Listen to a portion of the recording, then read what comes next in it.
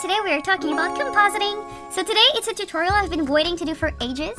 We're going to talk about one of my favorite compositing tricks, and it's how to create very cheap lighting and shadows on your character to make it look a little more three-dimensional. So here I have the final look to show you in advance, like a cooking show. It's going to give a little smooth highlight to my character, and the beautiful thing is that I can move that highlight super easily by just entering a few little parameters here.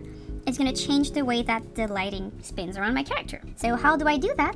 That's what we're going to find out today. So basically, what you want to do is I'm going to go to my render view. So this works with rigs, it works with hands-on animation, it works with anything that you want to put it on.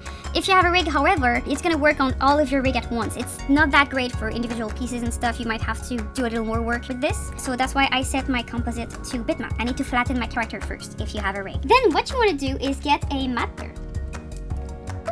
And that matte blur, you attach it to the character and then you place it in front of the character, which is going to give a white silhouette on top of your character. Kind of like a copy of your character on front of the other, and it's making it white because it's a matte blur. That's what it does. You can also choose a color that you want, but we're going to check that out after. Actually, I'm going to leave it orange like that. I think it's pretty cool. And then what you want to do is get the radius of that blur, and I'm going to set it like to 10. You need to set something kind of high so that you have this glowing thing around your character. And then, where the magic happens is you want to get it to invert. So you go to invert matte, you go here, you click, and then basically what it's going to do is everything that is not your character is going to become the matte. Now, I know it looks stupid, but bear with me, okay? Then what you want to do is, I will leave that open, but I will go in my node view, I'm going to get a cutter, and I will attach it to my matte blur. And then with that cutter, what we're going to do is we're going to cut everything that is not our character. So we're basically going to fight what we did here. So here we made the blur spread out of the character, but here we're going to get another cutter to invert that. So you just link it to the character, and then now we need to invert it again.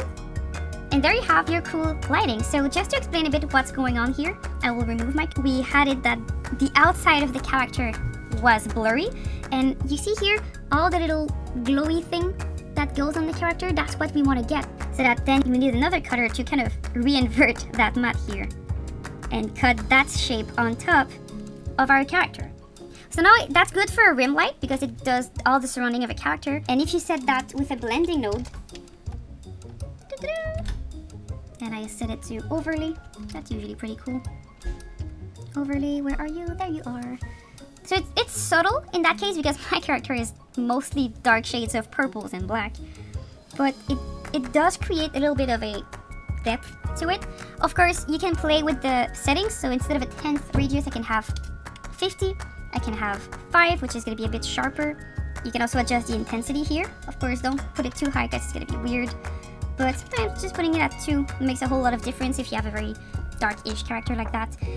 And then, even better, instead of having a blur type radial, you can have a directional blur type, and then you can change the angle. So just to make it more dramatic, I'm going to set it to 20 so we really see what's going on. It might take a while. So you see what's happening without my cutter. So here I'm showing you what happens without the cutter and the blending node.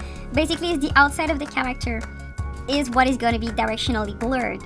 So that's why we also need the cutter here to do its little job, and the blending node to make it softer. Just know though that you will often get that little artifact here, but usually people don't mind, so whatever. There's ways to get around it, but that will be for a future video because we're almost out of time now. The last thing I want to show you is that the radius, the great thing that you can do with it is link it to a peg. Yes, you can do that. So I'm just going to create a drawing here.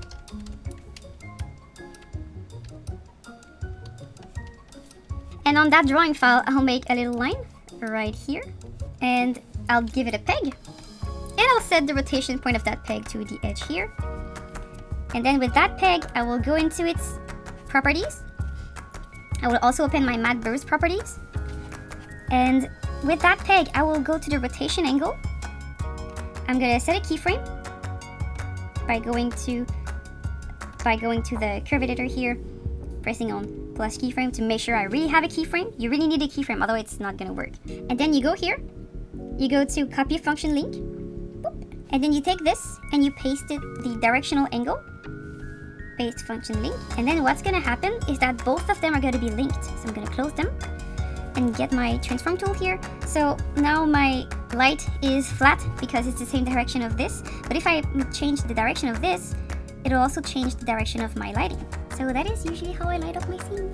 It's pretty light, it's pretty cool, and let's be honest, it's really fun to play with that little handle. And it's all animatable. You can all keyframe this in a timeline, and it's very great to give some quick lighting to a scene. And I love what it does sometimes in the corners like this. It's so gorgeous, it's so great. And yeah, it's nothing revolutionary. A lot of people just know that trick. I just thought I would teach it to more people. Of course, this is not a very fancy dial, but you can have very cool, intricate shapes. Colin's pretty good at making those. I like my things a bit more simple, so I would usually just leave it a line, maybe like a little circle at the back on another layer, but that does the trick. And it's pretty great. So I hope you had fun, and I'll see you again next week for more knowledge. Fifi.